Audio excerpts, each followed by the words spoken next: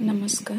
Vaishali's kitchen मराठीमध्ये तुम्हा सर्वांचं मनापासून खूप खूप स्वागत. आज आपण बनवणार आहोत मक्याचा चिवडा. त्यासाठी लागणारे साहित्य बघून घेऊया. मी या ठिकाणी अर्धा किलो मक्याचे पोहे घेतलेले आहेत. तेल गरम करण्यासाठी ठेवलेलं आहे कढईमध्ये. हिरवी मिरची घेतलेली आहे थोडी कापून. कढीपत्ता घेतलेला आहे. शेंगदाणे घेतलेले आहेत. त्याच्यानंतर भाजकी डाळ घेतलेली आहे. तर हे आपण सगळ्यात पहिले तेल गरम झाल्यानंतर मक्याचे पोहे तळून घेणार आहे. तेल आपलं गरम झालेलं आहे बघा. आपण अशा प्रकारे हे मक्याचे पोहे तळून घेणार आहोत.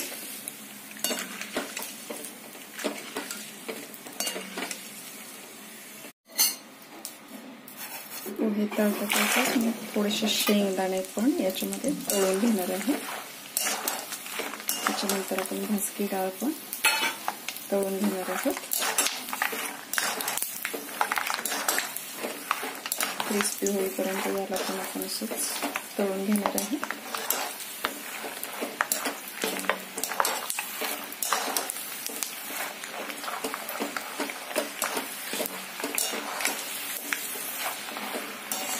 छान थोडेसे असे ब्राऊन झाल्यानंतर आपण याला काढून घेणार आहे.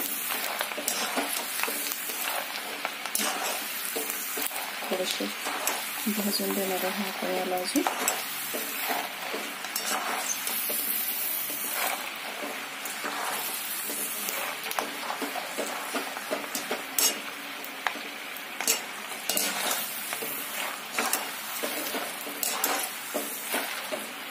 भाजल्यानंतर आपण याला काढून घेणार आहे.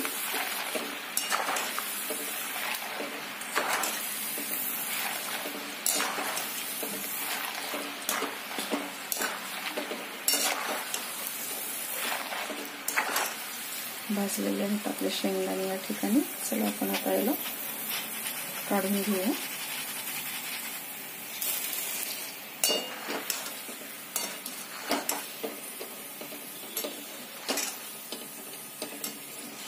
याच्यामध्येच आपण आता भाजकी डाळ आहे ती पण आपण तळून घेणार आहे.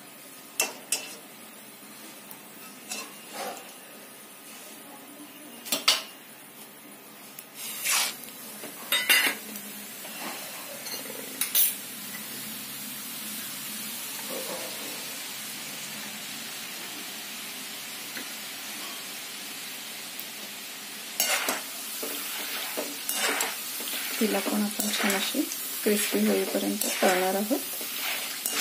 त्याच्यानंतर आपण कढीपत्ता सुद्धा तळून घेणार आहे. आणि मग आपण उरलेले मक्याचे पोहे तळून घेणार आहोत आणि आपल्या चिवड्याला फोडणी देणार आहे.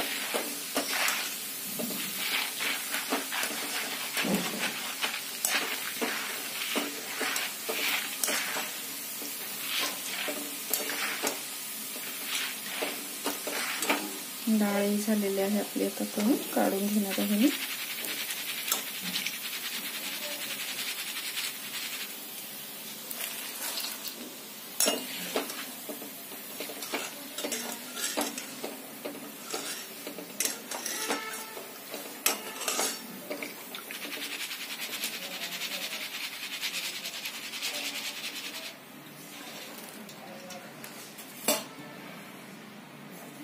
आपण कढीपत्ताही तळणार आहोत.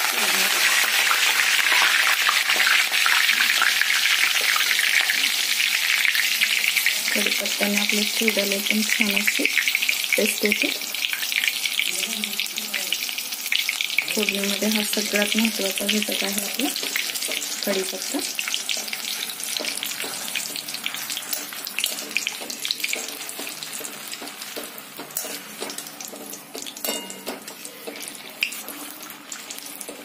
क्रिस्पी झाल्यानंतर याला पण आपण असं काढून घेणार आहे तेलातून.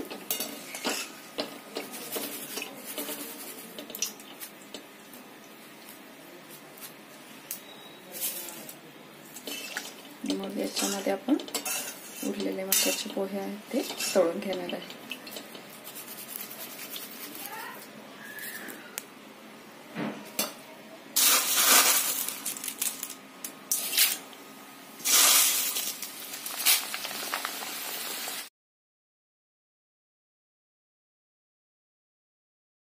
आता आपले हे मक्याचे पोहे, शेंगदाणे, डाळ तळून झालेले आहे. या उरलेल्या तेलामध्येच मी याला फोडणी देणार आहे. या ठिकाणी मी मोहरी घातलेली आहे. तेलामध्ये मोहरी थोडी तडतडल्यानंतर थोडीशी हिरवी मिरची घालणार आहे मी या ठिकाणी. हिरवी मिरची घातल्यानंतर जिरं घालणार आहे थोडंसं.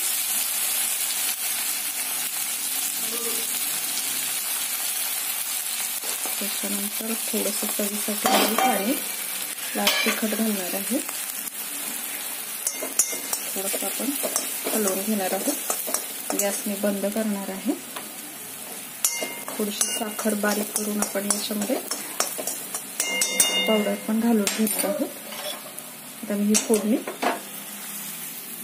चिवड्यामध्ये ओतणार आहे. छान असं सगळं मिक्स करून घेणार आहे आपण. आता हे फोडणी चिवड्याला लावून घेणार आहोत. एकसारखा करून घेणार आहे चिवड्याचा. चिवड्यामध्ये मी थोडीशी वरतून साखर पण घालून घेतलेली आहे. फोडणी सगळी आपण मिक्स करून घेतलेली आहे चिवड्यामध्ये. तर आता हा आपला चिवडा खाण्यासाठी तयार झालेला आहे. तर पावसाळा दिवस आहे, असं चटपटीत छान काहीतरी खावंसं वाटतं किंवा मुलांच्या टिफिनला देण्यासाठी हा एक सोपा आणि पटकन होणारा पर्याय आहे. तर तुम्ही नक्की बनवून बघा. रेसिपी आवडली असेल तर लाईक, शेअर, कमेंट आणि सबस्क्राईब करायला विसरू नका.